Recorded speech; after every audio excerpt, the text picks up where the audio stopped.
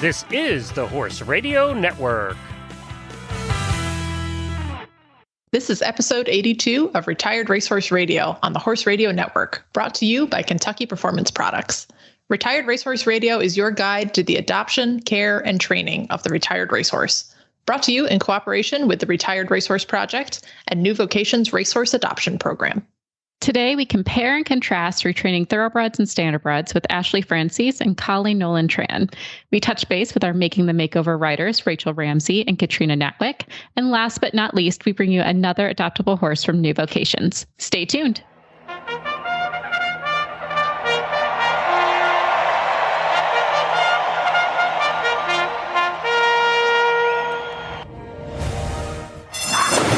And they're off on Retired Racehorse Radio, the podcast that is your guide to the adoption, care, and training of the retired racehorse. This is Joy Orr in Detroit, Michigan. And this is Kristen Kovach-Bentley from Jamestown, New York, and you're listening to Retired Racehorse Radio. Kristen, I feel like I'm just like in awe of everything you and your husband are doing. It's like, oh, geez. It's like you're living the whole Heartland TV show. It's so cute. Yeah, I mean, better that than Yellowstone, right? So, yeah. Well, yes, although, I mean, I do love a good drama. I can't deny that. Yeah, we're like severely lacking in shootouts to be on the Yellowstone side, I think. So we're fine. There's always we're good time. With Heartland. Yeah, no, let's not. Yeah. but tell our listeners what you were up to. I know you shared a little bit on our Facebook and Instagram over the weekend, but you and your husband both did a horse show, which is not very common in the horse world. No, and we had a really good time. Like, I don't want to be like, look at my perfect life, but we had a really nice time. No threatening of divorce when someone was trying to back up the trailer. Like, none of that happened. No, well, and that's mostly because only I drive the trailer. So, great solution. Everyone write that tip down. That is how you will save your marriage. No, we are kind of backwards because like we were kind of BSing with the show organizer because she and her husband run the whole show and they use their own cattle. Because a ranch show, of course, needs a cattle provider. So they raise their own cows. So they're constantly kind of kibitzing back and forth because like Willie's got to bring the cows in and Jen's got to get her clients going. And most of the show was her clients. So they're very busy. And she's like, oh, well, Willie calls the shots and blah, blah, blah. And the more I'm listening to more, I'm like, I think I'm the Willie in this scenario. And she's like, yeah, I think Eric might agree. So. Yeah, it was interesting because earlier in the week, Eric was like, when your wife becomes your riding instructor, it really adds a new element to the marriage. Oh, my gosh. I know. I'm in awe that you can do that, though, because like I'm thinking about trying to get Zach to take lessons. I'm like, is this going to be our defining moment? Is this where the love will end? I don't know. It's stronger because I think it actually if I can go back to sort of an origin point, Eric's been training his versatile hunting dogs for a couple of years. So he had his dad's puppy a couple years ago that he got started. And then we got our own puppy last year, 2 years ago. She was a pandemic puppy. Yeah. Puppy. That's right. Yeah. She just turned 2 this year. So we would go down to the farm together, but he would be running the dogs, teaching them what they need to know about pointing and retrieving and doing bird dog things. And I'd be riding. And then on the way home, we would sort of hash out well, today this went well and this didn't go well. And I got frustrated and I didn't want to get frustrated, but I couldn't help it. We sort of talk each other through that one because while training dogs and training horses is pretty different, there's also a lot of similarities in that, you're working with an animal that cannot speak English back to you. So you have to do what you can to be patient and help the animal through. So I think that's kind of where we just sort of got in the habit of candidly talking about stuff like that. And then, I don't know. I mean, I think some of it is a little bit the Yellowstone effect because we did watch that over the winter and Eric started riding more. And then he also discovered Dale Brisby's YouTube channel. So doing everybody a little bit give that a try. On his own. Yeah. Sit your man down in front of Dale Brisby for a while and see if he wants to cowboy. But Eric has always wanted to be a little bit more of an effective helper around the farm. We've always managed the cattle a lot on foot. And since I carved out a spot for myself with the horses, we've been doing more and more on horseback. And Eric was like, it would really be useful if somebody knew how to rope around here. And it would, because every time we need to doctor something, we have to bring the whole herd down or try to cut and put them in a trailer and then haul them down to the barn if they need intensive care. And it would be a lot easier if we could just doctor out in the pasture. It's really like a natural progression. I mean, more than just an activity you guys share, it really made your everyday work easier. It's something of genuine interest. And I think that's probably the healthiest part. Oh, Kristen, I love that for you. I really do. We have a good time. Yeah. So yeah, I mean, we've been going to the farm every evening together and riding together. And then he kind of got the show bug, I think, after watching me show at this particular series for all of last year. And he actually hopped on Wes. I think I mentioned this in a past episode. He hopped on Wes and just jumped on him for the adult walk trot class. And he really hadn't ridden him much before that. And then he was like, I think I'm ready to bring Shorty. So amazing. Shorty is and our other thoroughbred. He did well at the show, right? He did really well. Yeah. Yeah, he was consistent in the boxing classes. So that's what I put on our Instagram feed. If anyone has no idea what the ranch classes are, the boxing, you show control of a cow at the short end of the ring. So it's stopping and turning and driving. So he had good, consistent scores. And I was really emphasizing that he go in and be correct rather than try to be fast. So he was a little behind the motion of the cow, but his turns were very correct. What he really wanted to work on was the ranch roping. So at this show, it's done breakaway. So when you get a catch, there's a special Honda on the rope and it snaps. So the cow immediately breaks loose. You don't need a ground crew then to go and pull the rope off. So it's really easy to tell if you've got a legal catch. And it's just a nice mellow, if you've seen calf roping maybe on TV or in a rodeo, that's speed. And the ranch roping is more about being slow with style and not getting the herd running. Gotcha. So a little more of a real world application for roping. If you were in a branding pen, you'd want to quietly rope a calf and pull it out. So Eric's worked really hard on his roping. Everything Shorty knows about roping, Eric taught him just very patiently, just one chunk at a time. And they went in and they won both of their classes. And the bigger class, he won by 10 points and had a really cool catch. So I was very proud of that. Oh, that's amazing. And how did you do? We can't skip out on you as well. Oh, me. Yeah, I was also there. That's right. Yeah, Wes actually did really well. So we drew some perfect cows for him. They were little dairy cross calves that did not want to run, which is good because Wes is still not quite able to. You can either go fast or you can stop and turn, but you can't. He's not a loper yet. Yeah, no, he's not there. So with these calves, we could just kind of get up close and muscle around on them and stop and push them around. And so he wasn't going to win the class, but he got good scores and he was 3rd and 5th. So that's amazing. Is this his second show? That's or his second show. Show. That's really good, honestly. And it sounds like he's just going in to have fun. Yes. Yeah. And same thing on the rail classes. His rail flat work has improved a ton. He's just not going to be competitive against these really little stock horses. But, people notice, I got a lot of compliments. People are like, wow, he's really come along on the rail. And I was like, I think he's ready. He's just the underdog. He's going to come back next year and show them all up. That's for sure. Yeah, we'll see. Our next stop is the national championships for standardbreds. So we've taken a very steep learning curve, and that show is in a month. So that's in the end of July. So I think knock wood, if he stays sound and happy and healthy, he's going to peak at just the right time. And hopefully we have a good showing. So I love it. Well, we'll be rooting for you and I can't wait to follow out the progress. And I'm kind of lucky because I get the inside scoop because I'm texting you constantly. Yeah. You get it before anyone. Yeah. But what you did that I wish I had the time and the extra cash for right now, if I didn't have so many show bills to be paying, your photo shoot looked amazing. Oh my gosh. Thank you. It was so fun. And it seems like a simple photo shoot. Mostly it's all the photos I have of me and Astrid. I look like I'm still 16 and just getting ready to graduate high school. It's your youthful glow. It's fine.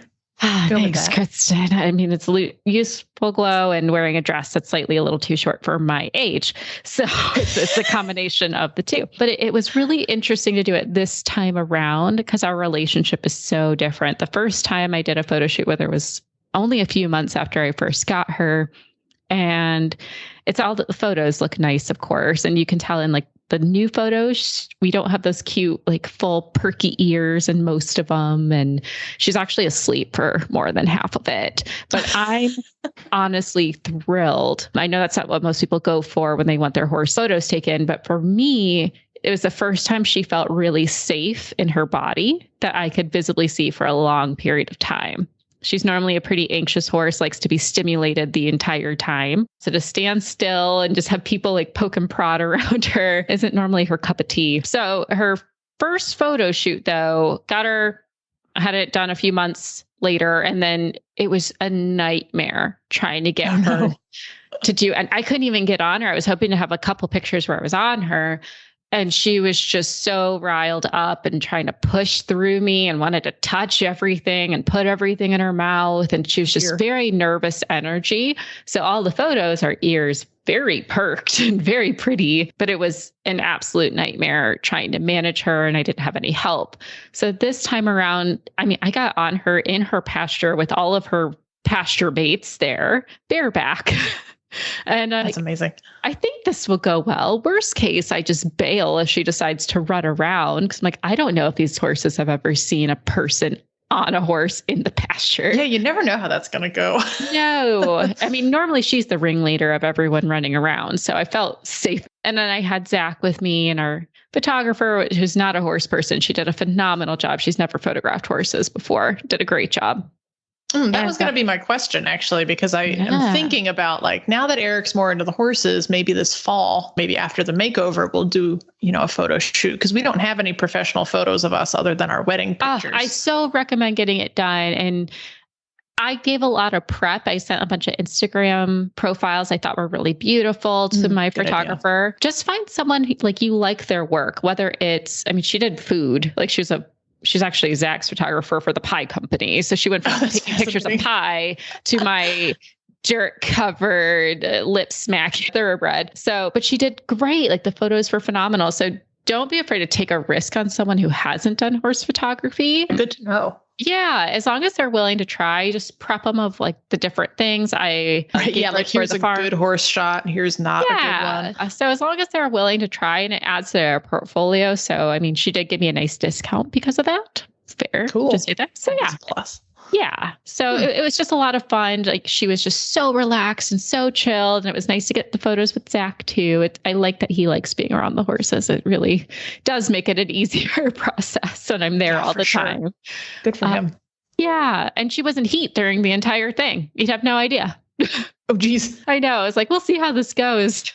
And she was we did a champagne one. I'll have to post that one, but I shook a champagne bottle, and I was like, she's either going to run away or she's going to fall asleep. And she was just like totally chill, ears perked for it to see what was going on. But, like, we shot the champagne like fully in the air. So it was really just nice to see, like, where our partnership has come in the last 5 years. For anyone who has that difficult thoroughbred and you're wondering if you made a mistake or if you're not qualified for that horse, it could just be they have a lot more kinks to work out. And if you're willing to take the time, it was so worth it with her. Like, we're just now getting to the point where we can really make headway. Our riding's so much better. We're so much more in sync. I would say if you're willing to try, because you see what the horse has potentially, it's worth it. It's been a long 5 years where I questioned everything about myself, but it's nice to have those memories now in a photo that I can look back on. Wow, I feel like we're coming full circle, because that's how I feel like my relationship with my husband has gone. Like, we've like entered like a new chapter of doing cool stuff together, and we got heavy in this. Heavy and emotional, and it's all great. Just getting started today. We're just getting started. We're probably going to get into some more things. I'm very excited about the guests we have, Ashley Francis and Colleen Nolan Tran. They've been training standardbreds and thoroughbreds, very passionate about it. They share their experiences constantly. They're going to be super fun to talk to. We're going to catch up with Rachel Ramsey and Katrina Natwick. And I'm so excited to see, like, what they've been working on, because they're in very different tracks with their horses. So that's going to be really neat to see. But before we dive into all that, let's get even more emotional as we touch base with our premier sponsor, Kentucky Performance Products. She swallowed hard as they walked into the start box. She could feel his muscles tense under her leg. 5, 4, 3, 2, 1. Have a great ride. She didn't have to ask. He galloped out of the box and across the field toward their first training level course. His ears pricked. Her heart pounded. He attacked each obstacle with confidence, clearing them with room to spare. A huge smile broke out on her face as she crossed through the finish flags. She leaned forward and buried her face in his neck. Their bond of love and trust blocked out all else. This love story is brought to you by Elevate. Research proven to have superior bioavailability. Elevate supplies the essential vitamin E often missing from the equine diet. Its all-natural formula supports healthy muscle and nerve functions. The horse that matters to you matters to Kentucky Performance Products. Call 859-873-2974 or visit kppusa.com to order today. Well, Joy, I mentioned the Standardbred National Show earlier, and I'm super excited now to have two buddies that I think I'm going to meet in person at the Standardbred National Show on. Just to gang up on you and to further convince you to also adopt a Standardbred, we have with us today Ashley Francesi and Colleen Nolan Tran. Both of them train both Standardbreds and Thoroughbreds, so perfect guests to have on Retired Racehorse Radio. Ashley is a riding instructor and horse trainer from Carlisle, Pennsylvania. She shares her life with her herd of ex-race horses, including her 2019 Thoroughbred Makeover graduate Harper Valley and her 2021 National Standardbred Show Western Dressage champion Nardi Jim Jim, which is the best name for a horse of all time. And we also have with us Colleen.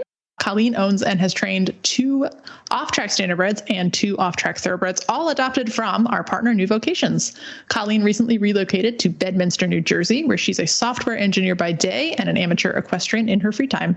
She enjoys training her horses for dressage, trail riding, and using positive reinforcement to teach tricks. Ashley and Colleen, welcome to Retired Racehorse Radio. We're so excited to have you guys. Thank you. Yay! So we want to know a little bit more about how you guys got into racehorses in the first place. So we'll start, Ashley, with you. Did you start with Thoroughbreds or with Standardbreds? I started with Thoroughbreds. I rode at Wilson College in their community riding program when I was a kid. They had a ton of Thoroughbred lesson horses.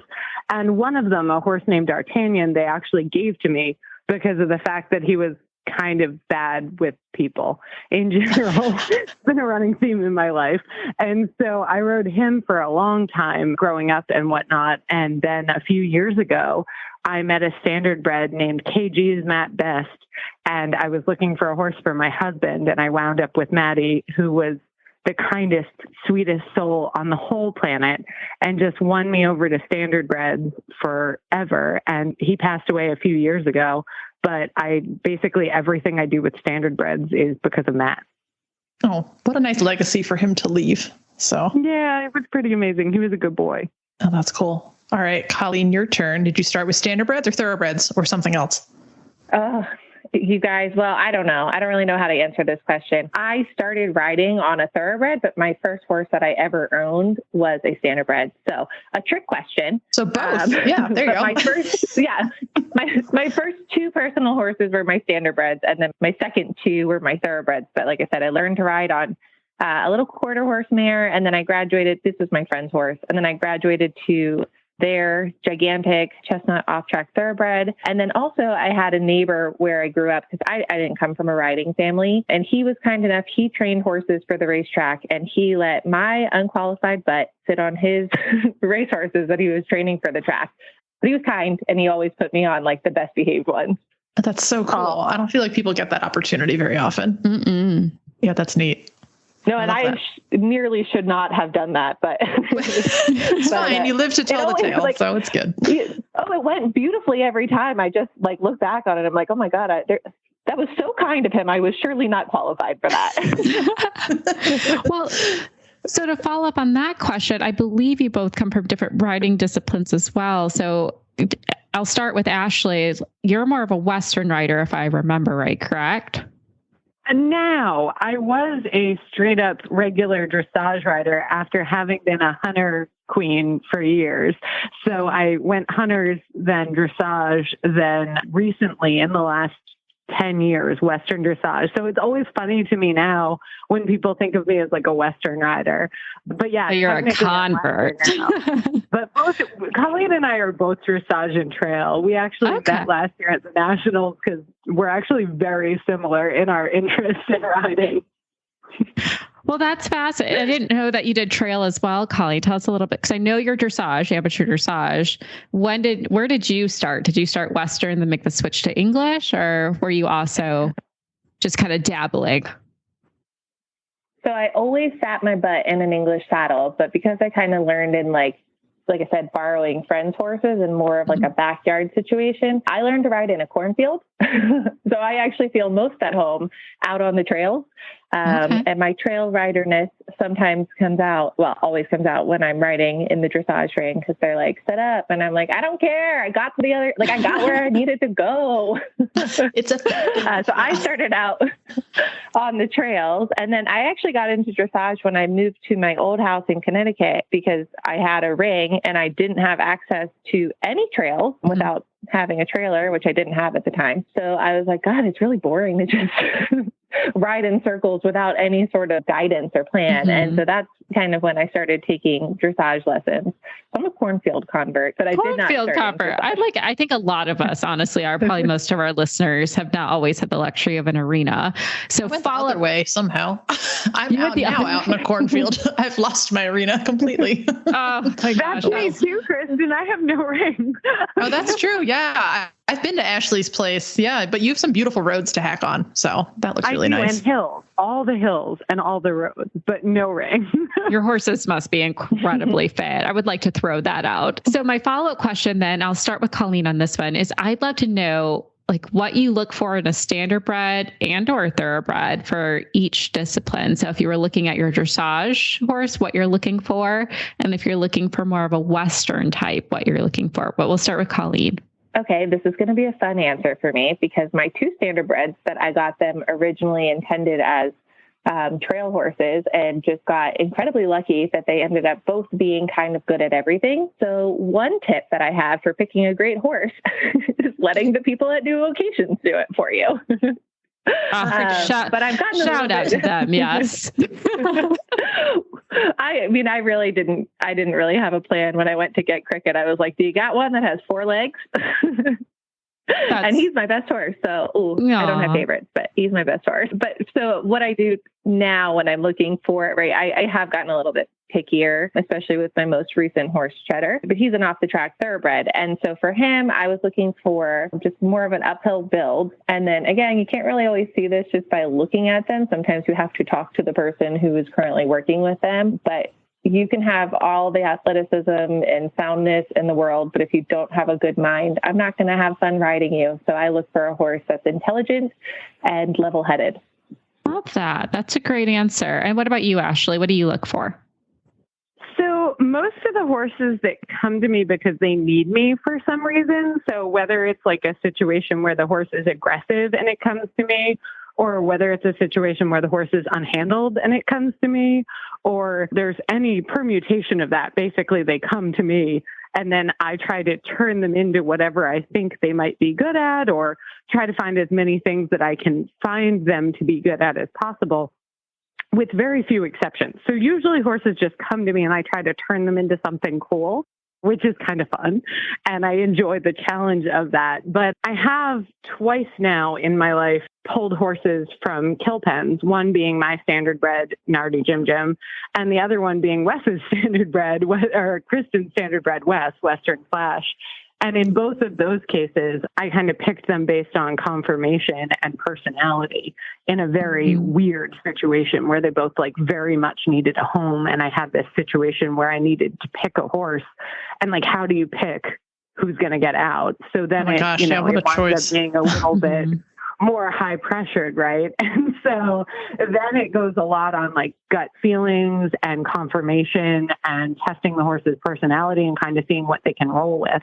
And Wes and James have both been wonderful horses to work with. So I was very happy picking them, but I don't tend to get to choose what I work with. It tends to be something that shows up in my farm in a trailer, and then I turn it into something cool. Or send them to me. That's where I'm going to get my standardbreds from. To turn it into something cool. Mostly because Kristen needed a horse, and I was like, I really want to keep this one, but she likes this big old head. It's that little Roman nose. I've said it before. I'll say it again. Yep. So, of course, the obvious question, maybe not the most obvious question. I think the most obvious question is, which breed do you prefer? And I have a feeling that we would all answer like, well, it depends. So I'm going to skip that question. And I'm going to say, what do you find to be easiest for each breed? And what do you guys find to be hardest? And we'll start with Colleen. Okay, easiest first. All right, so easiest for my standardbreds is their temperament is just at least for mine, I know each horse is an individual, but my two, I have done things to them that I would absolutely never, ever do to my thoroughbreds. First example is I brought both of them for their first field trips. Because again, remember, I didn't have a trailer at the time. Both of them, their first field trip off property was to the equine affair to do demonstrations and be in the petting stall. And that place is bonkers. If you guys have never been to equine affair, that is and you've done the New England one, that place is mayhem. Oh my gosh. Good for you. Yeah, but no, good for them, right? That's fine. And they seem to do just fine. I lived to tell the tale. They did fine. So that is something I don't think I could ever do. And again, I'm sure there are thoroughbreds that I could do it with, but probably not mine. And so that was what's really easy about them is they're very easygoing and they tend to have a good head on their shoulders. And then what is easiest about the thoroughbreds, I mean, this is in comparison to the standardbreds, is that the standardbreds are, I guess I'm answering this by saying what's difficult. The standardbreds, it's hard to get the gaits, right? The walk tends to be fine, but it can get a little pacey. The trot sometimes can get a little bit pacey, and the canter can be hard to get 3-beat. And with your thoroughbreds, they come off the track, and honestly, you can put together a beautiful dressage test on those horses in maybe 6 months. Whereas with my standardbreds, what's difficult about them is I have to work to build the muscle and the training for them to be able to perform the same movements. So did I answer both easy and difficult? I think so. Yeah. Mm-hmm. Yeah. I mean, that's been my experience too. What you're lacking in the natural rideability of a standardbred right off the bat, you make up for in personality. You can throw exactly what you said, right? You can throw more at them right away and they're like, okay, that's fine. Ashley, what's your take? I would agree with Colleen a lot, but one of the things that's easy about standardbreds is that their personalities are just really easy. In a similar story, I don't think I had ridden James 10 times, total, in his whole life yet before I took him to the PA Horse World Expo and did a bunch of demos on him and a bunch of clinics, in the middle of the pit there with people screaming. And he was like, whatever, he's fine. Horses, standardbreds are just so chill in most circumstances. There are the odd ones that are a little bit hotter, but they tend to really go with whatever. So their personalities are easy, but in the difficulty level for a standardbred is definitely just getting their gaits controlled, especially when you're trying to differentiate between the trot and the pace. A lot of times people like to think in black and white, and they like to think they're either trotters or pacers, but most standardbred gaits fall somewhere in between, and even a nice trotter will pace sometimes in a tight corner, especially in a dressage ring. I know Colleen and I bonded about this last year at Nationals. When you're in a recognized show and you're trying to get good scores and your horse is breaking gait to pace in a corner, sometimes that's a little problematic. And the same with the canter, getting it to be a good solid 3 beats, not a 4 beat, things like that can just be tricky. Getting them to know when to trot and when to canter and whatnot can be a little tricky with them. So quality control of the gaits is big. And then with standardbreds, the other hard one is moving their various parts of their body. So moving their shoulders independently, moving their hips independently, moving them sideways and backwards can be a little tricky just because that's not always a thing that they're used to doing all the time. Those are my two difficulties with standardbreds. And then with thoroughbreds, the easiest thing I find with them is getting good tempos when you're riding. So going again with the gait thing, if you're trying to trot and you want to get a good tempo out of that trot, it's a lot easier on a thoroughbred versus on a standardbred. And then difficulty with thoroughbreds would be getting their feet and their weight under control in that first year off the track, just because those are things that are, they fluctuate a lot in that first year. And so it can be hard to kind of get those two things regulated. Whereas with a standardbred off the track, pretty much their feet are not quite as, you don't have to pull the toe back as much as you do with the thoroughbred. And then their weight's a little bit more easy to manage in that first year. So I'd say the weight and hoof issues with thoroughbreds.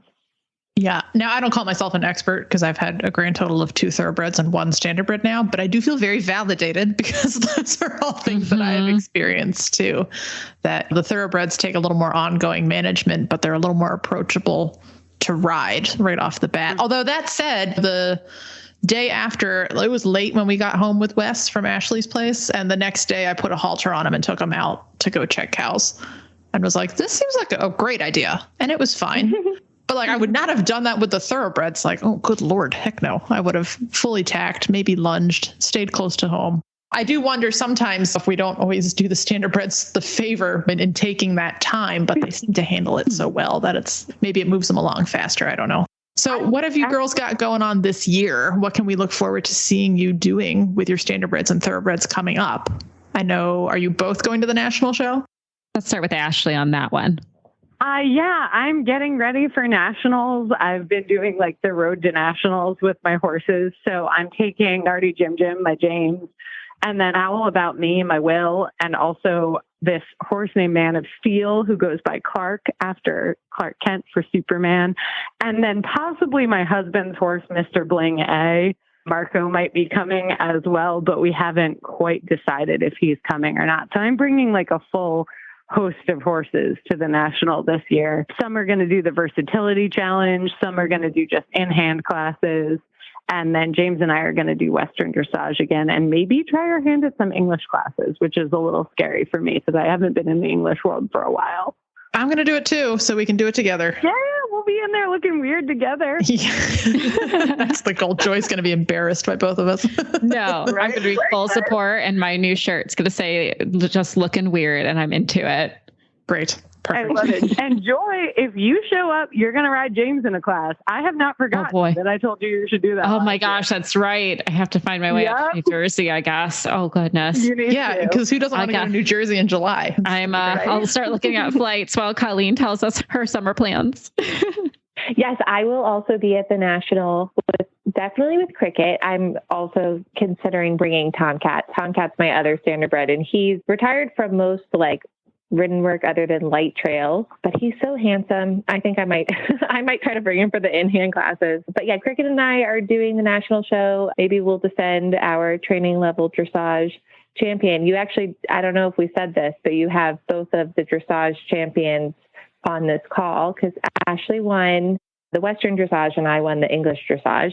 So Cricket and I are going to go back to defend our title. And then we're also going to shoot for the USDF All Breeds Award together for Cricket. It's basically you have to get 8 scores over 60% and 2 over 60 at, I don't know. You guys look it up if you need to do it, but I'm doing it. The USDA just joined.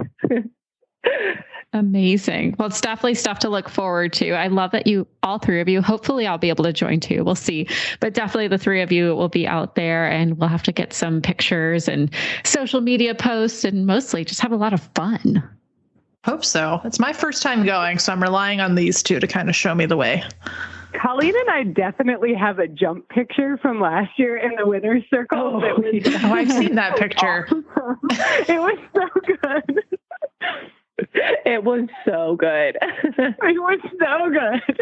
All right. Well, you guys are going to have to send us that. Somewhere. We'll send it. Yeah, we'll send it. Send that in. All right, girls. Well, where can people follow along on your journeys if they want to keep track of your horses and cheer you guys on at nationals and everything beyond? Colleen, do you have a social media page? We'll start with you. Yeah, okay. So I have an Instagram where I'm at Nolan Colleen. I have a TikTok at Colleen Nolan Tran. And then I'm also Colleen Nolan Tran on YouTube. And if you want to follow along with my 2022 Thoroughbred Makeover horse, his page is Evaluator 2022 Thoroughbred Makeover. Nice. Ashley, where can people follow you? I am at Francesi Horse Training on Instagram. And then I also am doing the Road to Nationals for the Trot Chat channel. So you could follow that there on YouTube. And then I'm also going to be doing a young horse series with my young horse Clark on there very soon, starting on how to start a standardbred under saddle, especially one that's never been ridden or done anything before, because he's just 3 and was very lightly handled. Oh, wow. That's a whole other topic unto itself. That'll be fun to follow along with. Good luck. Yes. Nice. Well, thank you both so much for joining us and providing some insight to everybody who is hopefully going to go out and adopt a thoroughbred and a standardbred and have a good time like the 3 of us. So, Joy, you're next. I know. Honestly, though, I was going to reach out to see your suggestions because my mom's looking for a new horse. I thought a standardbred would be nice. Yeah, the three of us will put our heads together. We'll find you one, and it'll be great. Amazing. All right, Well, ladies, until we'll next see you at time. Nationals. Yeah, come test horses at Nationals. Oh, yeah, there you go. Oh, We'll that's just bring a good Joy with us. excuse. Amazing. Thank you all so much, and we'll see you soon. If you guys have been listening along and are super excited and want to dive into thoroughbred ownership for yourself, then the ultimate thoroughbred shopping opportunity is coming your way this October at the Thoroughbred Makeover and National Symposium presented by Thoroughbred Charities of America. That is the Retired Racehorse Project's banner event. A big part of that event is the ASPCA Makeover Marketplace. So that's where makeover trainers who have been preparing their horses for the past 10 months are choosing to list them for sale. So you can purchase or adopt a horse that's already gone through the makeover process. He's transitioned off the track. He's used to civilian life as an equestrian horse. And of course, he's competed at one of the biggest atmospheres in the country. So it's a really unique shopping opportunity to watch a horse perform, take a trial ride in a designated ring, and of course, you can get a horse vetted right on site thanks to the proximity of Haggard Equine Veterinary Services. So it's a really cool one-stop shop to do all things thoroughbred. The ASPCA Makeover Marketplace catalog will be printed as a special insert in the fall 2022 issue of Off Track Thoroughbred magazine, and you can sign up now to receive that copy with the catalog for free. Just go to tbmakeover.org/catalog, put in your information, and you will get that mailed to your door, full color photographs with all the information you need about the horses so you can plan your shopping trip. We hope to see you in October. So as a quick note, before we dive into our Making the Makeover series, we were going to have Katrina Natwick join us, but due to technical difficulties, she wasn't able to make it at the last minute, but we will be speaking to Rachel Ramsey, and we think you're really going to enjoy the interview. Back to the show. Well, Kristen, it's time for Making the Makeover series. I'm telling you, I'm having so much fun with this series and following all of our contestants or riders. I feel like we just use different terms to describe them, but if anything, they're definitely badasses who join us each episode to talk about how they're going with their horses as they prepare for the makeover. And today we have Rachel Ramsey, who will be competing in Working Ranch with her horse Stonecatcher as a refresher. So welcome back, Rachel. Thank you. It's been fun catching up with you guys. It's been ages, I feel like. I We haven't talked to you know. in like at least a month. 2 months? Yeah, probably since April. Maybe. Yes, so Rachel was the first one we introduced. So you were at the very start of the series, and now we're getting a chance to catch up with you. So before we dive into everything, tell us a little bit about, you're getting ready for your first show with Stonecatcher last time we touched base. What's been happening since that show? How'd you do? And what have you been up to since? So we went to our first show and we got last in every class, which was awesome though, because he was really good minded. It was really all I was out about was just the experience and letting him see everything and experience everything. And so he was just a good sport. And so in my book, it was a win. And it's really just about putting miles on him. And so every weekend we look at where we can go and experience something new. So we do the little ranch riding shows, and then we've been to several obstacle course practices, and then we go to the sorting pen on Tuesday nights when we can. It's just, like I said, it's about seeing the world and new experiences and learning to cope in new and different environments. I love that. Like, that's such a healthy mindset that I think a lot of us need to take in, especially with those first couple shows with our horses that we're new to as well.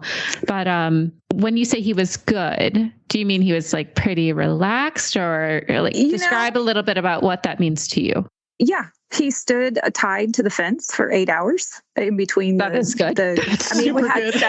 We had 7 classes, and there was other horses around. And a lot of times when you take the thoroughbreds in the warm-up pen, there was 25 horses in the warm-up pen, you know, and so he wasn't trying to race anybody. He was a little cautious about all these horses coming around and by him, but just the little things like that. Like he handled the warm-up pen. He stayed tied to the rail. It wasn't a big deal. He stood patiently waiting for the next class to come around. He was watching.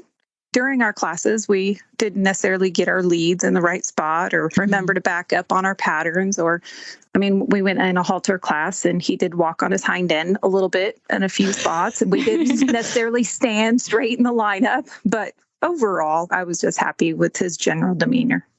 Well, you got to start somewhere. So exactly. Sounds like a great place to start. Yeah. And then that same show had another one 4 weeks later. So they have one there every month. And so we went back next month and he was middle of the pack. There's usually 8 or 9 horses in the green horse class. And so he was 4th and 5th in several of his classes. And then we went back 2 weeks ago and he took a couple of firsts, a couple of seconds, and a couple of thirds. So I was really happy with him. Like every time he goes, he gets better and better. Oh, that's like the perfect trajectory. Like a nice little, what a great progression. Steadily improving. Yeah. Yeah. And it's just a little schooling show. But I mean, when there's 9 horses and in Texas and you're competing against the big time quarter horses that are using it for schooling shows too. So it's kind of fun. Yeah, that was what I was going to ask. Like you're really in like ranch horse country, which anymore means quarter horse country. Yes. So how's been like the reception from your fellow competitors? Like, are they interested in what you're doing, or are they like, oh, there's the girl with the thoroughbred again, It's been interesting because last year's horse looked like a quarter horse. I mean, she was chunky and big boned, and I didn't get a lot of looks, but he's tall and lanky and he's young. He's only 4. So he still has that kind of babyish way that he moves about. And so a lot of people do ask, what is he? And so it's always fun to be able to explain what he is and our goals and share a lot. And in fact, I think I have 2 other people that are coming to next year's Retired Racehorse project because I just keep telling them about it. Oh, that's so cool. I think the Western world is where we need to be making kind of these inroads, because I think, with the TIP classes and stuff, like a lot of people are pretty aware of them in the English. And that's not to say we don't have work to do there too. But I think like ambassadors like you that are taking that, and like being just proud to bring it into the show ring, even if it's not perfect, like here you are, you're doing the thing, doing the work. Right. Like that's exactly what we need to show people, like, look, these horses are worth the time and they're cool. So good for you. Good job. Yeah, it's a lot of fun because I just come out, and I was like, well, that was our baby brain moment. I only got 5 months on him, but we got 5 months to go. So it's a way for me to also promote the breed and the makeover. So it's been fun. Nice. I love that. So we asked him with our last group, what were some of the surprises you've had with him so far? Because you've had a chance to work with him from the ground and get to know his personality. But once you've taken him to a show, has he surprised you in any ways? He has surprised me in how he takes it all in. He doesn't react. He just kind of watches. So he's a little bit of a watcher and he's lazy. And so he really is. He'd rather just sit there and watch everybody go by than participate, which I ask him all the time. I'm like, I'm not sure how you were a racehorse if you actually won something. But so it's been interesting in how to motivate him and keep him interested in what we're doing. It helps with cows because it's something outside of him that he gets to work. So that really helps motivate him a little bit. But he definitely is more lazy, and he's probably one of the laziest thoroughbreds I've worked with in a really long time. So just trying to get creative in keeping it entertaining and fun and not burning him out when he already isn't interested in what I'm doing. That's where I feel like we have an advantage in the ranch horse stuff because there's so much variety to it. Yes. Even though I think sometimes the training can get a little monotonous because it's a lot of like lateral work, control the hip, control the shoulder, we tend to do dressage too. It's not that different. Right. Like we're all going for the same things, but there's enough variety in the show pen to kind of make it interesting and keep it cool. But yeah, that can be hard to vary, your training program too. So yeah. And taking them out on the trails a bunch. And like I said, hauling to different types of events. So we're not doing the same thing, every weekend helps. So really, I guess with him is just changing it up a bunch. Fun. Yeah. Good advice for everybody too, because we all tend to kind of get in our rut and do the same thing over and over again. Nice. Yeah. So what's ahead? What's coming up for the next month? Well, it's hot here in Texas. So most of Texas really kind of takes a break in June, July, August. And so I have family out in Washington. So we are actually getting ready to load up the horses and the dogs and the dirt bikes. And we're going to go out to Washington for the next 6 weeks. Oh, wow. So he gets to go on a camping trip for the next 10 days. So we just kind of make a big camping trip of it. And we find fairgrounds. And so he gets to see a whole new world as we travel across the country. Oh, so wait, so the 10 days, is that the getting there part? And then you're there for, wow. Yeah, we just make a trip of it. That's so fun. It's like 2,000 miles. So holy smokes. We just drive 6-8 hours and we have several campgrounds picked out along the way. And then we stay there for a day or two and then mosey on to the next place. He might be one of the best traveled horses by the time October rolls around. That's awesome. I want to do that. Can I come? I just got to get to Texas first, which is another 2,000 miles. Well, you don't want to come here. It's hot. Yeah, no, I'll meet you up in to meet me there. Yeah. And so then I grew up with a cut and trainer out there. And then my brother and sister both have a place just down the road from him. So I keep the horses there and am able to go ride and play. Oh, that's so cool. Absolutely. It's great. Like the location you have, because everything I've learned about horse world in Texas is some things are really close and then a lot of it's really far. So it does give you the opportunity to get the trailer miles on your horse before they make that trek to Kentucky. I'm sure he trailers beautifully, I have to imagine. He's funny. Again, he sees the trailer. He's like, oh my gosh, we're doing this again. And so he stands there for a minute, like, really, this is what he doesn't say no. Well, he says no, but not obnoxiously, but he's like, I don't really want to do this. And so, yeah, we have our little ways of overcoming that, but he's pretty adamant that he wants me to know that's not the place he really wants to go. He'll do it, but he's not happy about it. Oh. He's not going to have a choice for the next 10 days. So. Exactly. Yes. But he sounds like he's turning into such a cool horse for you. And I really can't, if he's making this progress in the short amount of time since we first talked and now, I really can't wait to see him in October. I think he's just going to be stellar. He is. I'm super excited about him too. And he's just got such a good mind that my kids ride him. So there was a kids cowboy camp last weekend and I had my 10-year-old son spend all day Friday and Saturday on him, and they roped off of him and they sorted cows and they tracked a cow, behind the four-wheeler. And so he's not solid broke, but he's good minded. He'd rather just not go anywhere. So it's easy enough for me to stick my kids on him, which makes it fun too. If you ever have the difficult choice of rehoming him, please call me first. He sounds amazing. Just so you know, all of my horses are for sale. The more I like them, the more expensive they are, but they're all for sale. Good to know. I was right. We'll be keeping an eye out for that marketplace listing. He is for sale, and I do have people asking about him. And so we just wait and see till after October, and we'll see how it goes. Which is great. I mean, that's making the statement for the thoroughbreds, right? Yeah. People are like, I want that horse. That's perfect. Absolutely. Yeah. That's awesome. Amazing. Well, thank you. So before we jump off, Rachel, I'd love to know what's coming up next. We'll probably talk to you later in July, but between now and then, what can we expect? Well, we got our trek across Washington, so we'll be camping.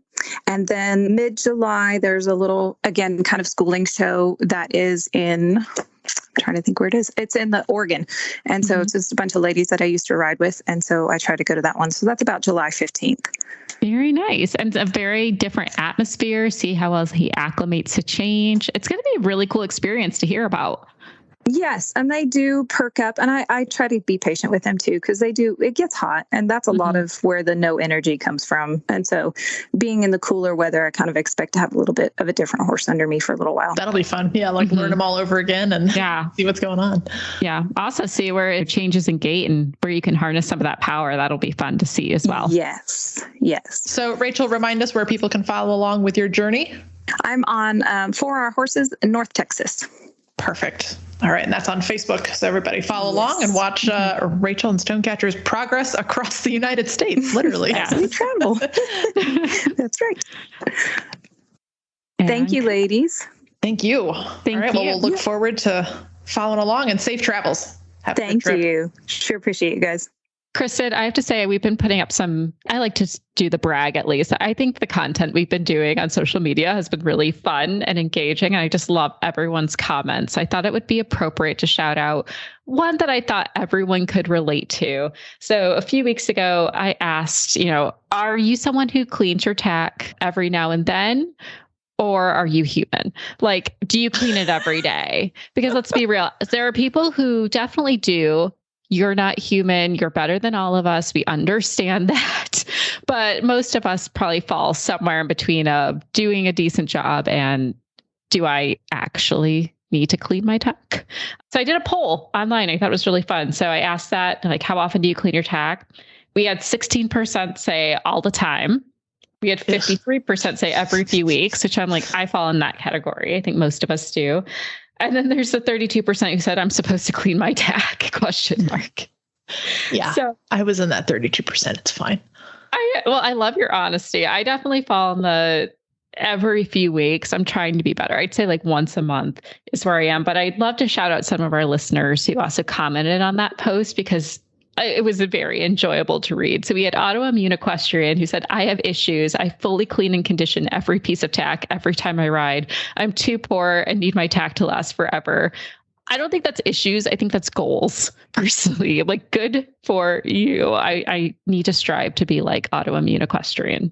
Yeah, especially with the budget point, none of us are made of money. We can't be buying new head stalls every 5 days. So I get it. I like how you say head stalls. I'm instantly like, oh, my saddle's so expensive. Whatever. Yes. Whatever it is. Yes. So we had Devara Hari say not nearly enough. I'm that. I get that. I feel that. One of our spotlight riders, Hot Girl Summer, which is Lee Beamer, she says, I am for once a month. I think that's totally reasonable. We had 1 to 3 times per week by Gooner in the Saddle. Kaylin Hoare said, what's regularly? I just cleaned yesterday and I promised my tack I'd do a better job this summer. Make a promise to the tack. Yes. Yeah. So I think there's some really fun ones here, but I really like this. There's 2 that I thought were great suggestions for someone who does have a goal of cleaning their tack. So one was Myatt Caught a Fish, which is every single use, but I just wipe off with a damp cloth. I rarely use cleaner and only condition when my tack feels thirsty. Oh, that's Alyssa Myatt. That is our longtime Hunter Ring steward at the makeover. She's the bomb. Well, hey, she definitely a great tip she brought to the table and very doable without feeling the daunting task of getting your saddle soap and then your conditioner and making sure you have the tiny toothbrush to get in between all the nooks and crannies. Like, definitely takes the pressure off. And then we had ex-racehorse life coach say, I was the worst about cleaning my tack for many years, but a friend helped me set up a simple kit with 1 water rag and 1 oil rag. So now I clean my saddle after almost every ride, and leather wipes are perfect for the bridle. Long story short, make it simple. Totally agree with that. Yeah, we're at an age now where it's like, just make it easy. Make it easy. So definitely some fun tips, and appreciate everyone who does comment. And there's a few more on there I didn't get to today, but make sure you're following us on our social. We do try to have fun and keep things engaging. We love shouting out everyone who comments or votes, all of those things. So check us out at Retired Racehorse Radio on Instagram and Facebook. There's always something new coming your way. You can find our show notes and links to today's guests on the website at retiredracehorseradio.com. Like us on Facebook and Instagram, just search for Retired Racehorse Radio. Follow us on Twitter at Horse Radio. I can be found on Instagram at The Horseback Writer, and you can follow along with all of my Racehorse Ranch adventures on Facebook at Jobber Bill Racehorse to Ranch Horse. My email is kbentley@therrp.org. You can find me on Instagram and TikTok at Misfit Equestrian. Yes, I changed it. It's because I haven't been cooking as much lately and my kitchen's under construction, but I am working out a ton. So whatever. It's America, free choice. And you can email me at joy@horseradionetwork.com. Thank you so much to our sponsors at Kentucky Performance Products. And don't forget to check out all the other shows on the Horse Radio Network at horseradionetwork.com. Remember to set your goals high and love to learn from every ride. And add more leg. Even today, when I got run away with on Jobber for a little bit, I still put the leg on. All the legs, seriously. Bye, guys.